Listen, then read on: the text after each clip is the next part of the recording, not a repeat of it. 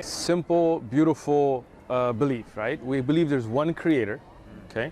We don't believe he's divisible, so we don't believe he has sons or daughters or roommates or seconds and thirds. There's just one creator. We don't say it's a man, we don't say it's a woman, we don't say it's a monkey, we don't say it's an ape. We say it is above our comprehension to try to give it a figure. Like, it's not just that our creator created us, but created the universe, many other planets, whatever other beings are there in their universe, angels, jinn, whatever else is out there that we know about, we don't know about. There is one creator. And you look at the DNA footprint that we find in everybody. You see a similar ways. It shows you that the same creator created all of us, animals, humans, and that creator created us and didn't just leave us without direction. Like, for example, if you make a cell phone, right? So you buy a cell phone, whatever company made the cell phone is going to send you a IFU, what we call instruction for use or user manual, right? They're not going to just give you like, here's a phone, put it on a microwave if you want, you know, because it's not going to last, because the manufacturer knows how best to deal. If you buy a Samsung, Samsung knows better. If you buy Apple, Apple knows better. Buy a laptop, same thing. So we believe our creator sent us with guidance. And that guidance came in the way of holy revelation that came to different prophets that creator chose, right? And we believe in all of them. We love all the prophets. We love Adam and Moses and Abraham and Jesus and Yusuf and Ishmael and all of them, all the way from Adam to the Prophet Muhammad, peace be upon all of them. You'll never see a Muslim disrespect any of them. We'll never make cartoons of them. We'll never speak, because we love them all. We love Jesus, we love Moses, we love David. We believe they all brought the same message. We believe the core message, like you look at the 10 Commandments, the core message there is always believe in one God, right? Don't worship idols. Like, what's the first of the 10 Commandments? O Israel, hear that your Lord is one. That's the first. Second, don't worship graven idols and images, right? So that's one message. And we believe that all the religions, they brought that same message. But then some of the messages get corrupted. You know, over time, you get Pope Damasus, you get the Council of Nicaea, you get King James, you get people who have their own political interest. So Jesus goes from being a prophet to being divine, or being the Son of God, or the God himself. And as they start to edit and update these texts, they start to cause contradictions within the writings. Milad, do you want to give them a... Right? So then you see a corruption come forward. So God, creator, the most, like, we know Allah through many names, the most merciful, the most loving, the one who's strict in account, like all of those are the different qualities of our creator, right? So that creator then sends out of his mercy, if one prophet's time's over, he sends another one, until obviously you can always at the beginning, you're always going to end with everything in the world, right? So through revelation, the last of the revelation is the Quran, right? And the Quran uniquely has been preserved, because in the time of the Prophet Muhammad, peace be upon him, they memorized the entire Quran, cover to cover, Fatiha to Nas. How you doing? Right? So there you have not just written manuscripts, you have it memorized. Until today we have brothers that memorize the Quran, you know, that memorize the entire Quran. We'll do a quick, you want to do a quick little test with this guy? Let's have fun. Umar. Yeah. Come over here. Now, I'm going to pick a surah, you know, just pick a chapter at random, right? And me and him are both going to read it from memory, no book, all right? And you check, all right? Let's go with Surah Taha, right? Taha, which is in the Quran. Have a good one, right?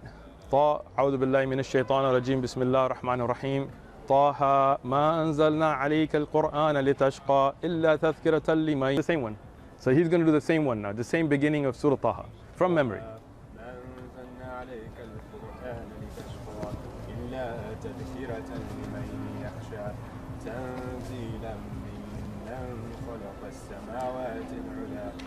See? Now, we can continue on to the end of the surah, both of us, right? Now, what you see is we've both memorized, right? So even if somebody tries to change a book, in the lifetime of the Prophet Muhammad, peace be upon him, there were many from the companions that memorized the whole Quran, beginning to end, right? So then, even if somebody makes a mistake in writing, you always got somebody that's memorized, like, oh, you made a mistake, right? And we have manuscripts that were written down during the time of the Prophet Muhammad, peace be upon him, that have been carbon dated. Like there's a part of the Quran, like the surah that we just read, a part of that is called the Birmingham Quran. If you go, you can Google it, right? And in England, non-Muslims, they found these manuscripts from Taha and Surah Kahf, part of these surahs, and they carbon dated it to the latter part of the life of the Prophet, peace be upon him, and the time of the Khalif, the first Khalif. So we have those manuscripts as well. So you see, it's preserved. Now, if you look at the Bible, I have two translations, right? Oh, there's differences. There you go. You're already up on it. I have German relatives who are Catholic who very much talk about the English translations of the Bible. Exactly. I mean, if you look at King James, and this is the King James translation, right? Yeah. This is the standard you find in English today, and most other translations are based on this, right? But you can see the mistakes and contradiction in here are many. This is the New World Translation, the Jehovah's Witness translation, right? And interestingly, they're both Christian Bibles. It's not like a Catholic, like we're not even going there yet, because Catholics have a different number of books. But I'll just show you some interesting things between these two translations, right? One is a difference in English, like somebody could translate the word as going or walking or whatever. That's a different issue. But here, if you look at Luke 9:56, it says, "For the Son of Man did not come to destroy men's lives, but to save them, and they went to another village." So you see the verse, right? Luke 9:56. Same Christian Bible, but this is the Jehovah's Witness New World Translation. We go to the same Luke 9:56. So they went to a different village. You see, the whole Son of Man came to this, the whole thing is gone, right? Let me give you one more just for fun. This is in Matthew 18:11. Matthew 18:11. "For the Son of Man was to come to save that which was lost." Right? Let's just look up Matthew 18:11. It's not there. It's just an asterisk. You see? So what does that tell you? Even between those that researched the original text, they found differences, right? Now even, go ahead, please. I've become interested in what I believe most people know as Sufism. Sufism, okay. Yes. So what are your thoughts on that? So in Islam, we have one core source of guidance, right?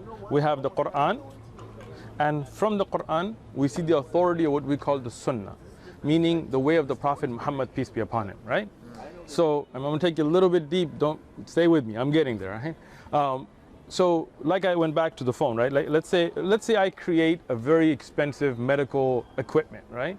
So what I'm going to do is I'm going to send what's called an instruction for use, and I'm going to send a trainer, because my trainer gets trained how to do it, and then he goes to you and tells you, hey, if you're going to use this, you're going to use it like this, okay? So we believe the Quran and the guidances that came before it were the instructions, and the trainer, or the one who explained it, are the prophets, right? So the Quran teaches us how to do tazkiyah, how to cleanse ourselves, how to take out bad habits. And the Prophet, peace be upon him, showed us through his sunnah what we call dhikr, like how to remember Allah, how to remember our Creator, how to take out hasad, like jealousy, and things that are shirk, like those things from our heart. This science is called tazkiyah. Okay? So tazkiyah is based on Quran and Sunnah, we all believe in. How to be a better person, how to get closer to our Creator through tadabbur, through contemplation and dhikr. As long as it's done in the way that the Quran and the Prophet showed us, this is excellent. Under the umbrella of Sufism, you have all kinds of things, right? Like, I mean, there's a wide array, right? Some that would be given that title, even if they didn't really take it for themselves, like the very early scholars, they still stuck to the essence of what was revealed.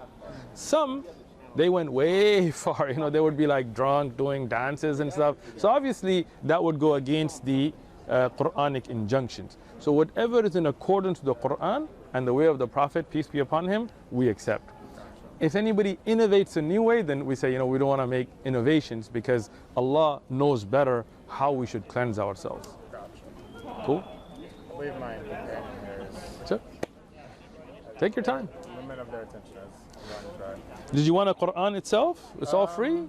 Or you want to start out with that? It's up to you. Maybe I'll start out. Excellent. Thank you very much. Have a good one. If your friend has any questions too, come on back. We're here every Sunday. More than welcome anytime. Have a great day.